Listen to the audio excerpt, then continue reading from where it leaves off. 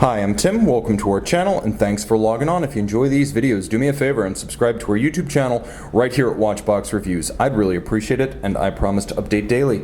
If you love this watch, you could purchase it on our website, thewatchbox.com. And today we are discussing a lovely first-generation Omega Seamaster Planet Ocean. The Planet Ocean collection vowed back in 2005 as Omega's flagship dive watches.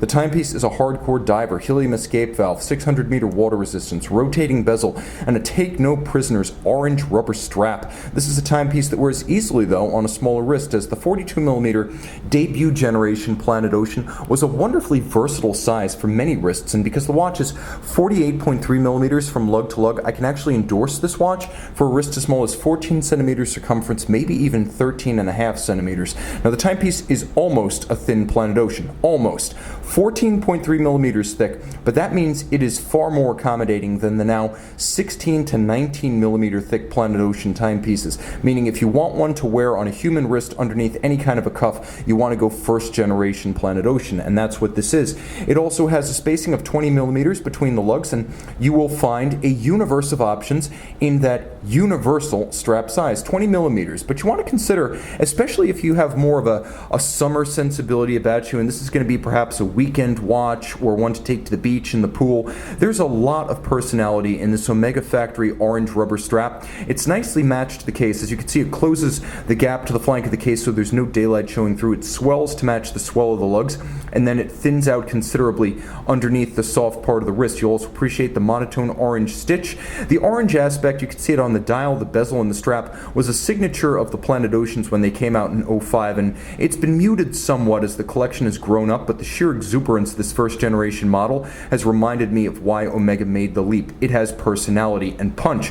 You'll appreciate this twin trigger release, high polish stainless steel buckle. It's a folding clasp. It only opens when you press both triggers, so it's very secure, and it has a minderless system. So there is no need, because you tuck excess length under the clasp, there is no need for strap minders, and there's no visible excess length externally. It's a very clean design.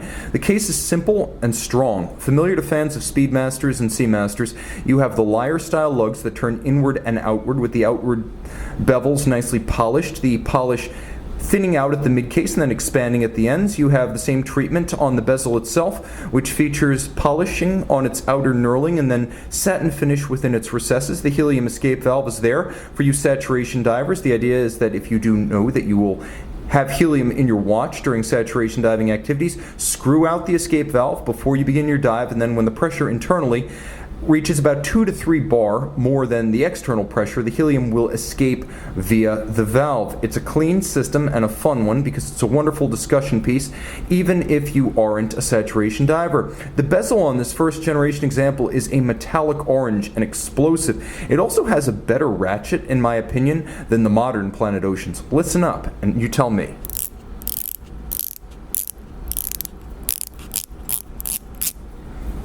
It's crisp, it's sharp, it's precise.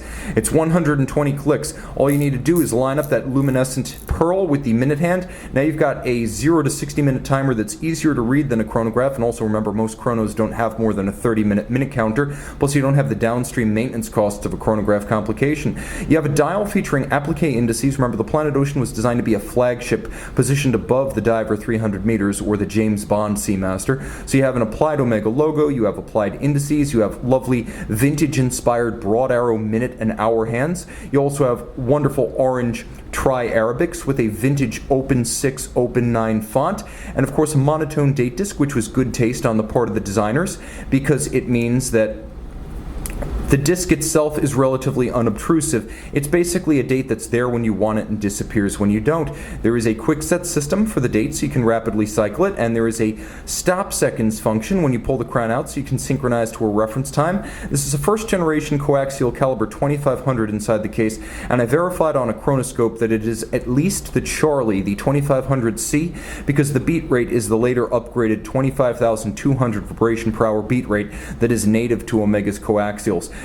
Inside the case, 27 joules, automatic winding, 48-hour power reserve, a free-sprung balance adjusted in 5 positions, a COSC chronometer certification, stop seconds, quick set date, all of that. And remember, it has the George Daniels designed coaxial system. He invented it in 1974, Omega industrialized it in 1999, and we're celebrating 20 years of the coax this year in 2019. It is still the most advanced escapement technology you can buy for under $50,000. Tangential contact, tri-level in its later iterations, and a minimal lift angle. It's basically the minimum friction you can get away with while still having a robust escapement system.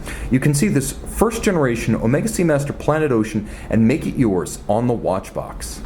Omega Seamaster Planet Ocean by night.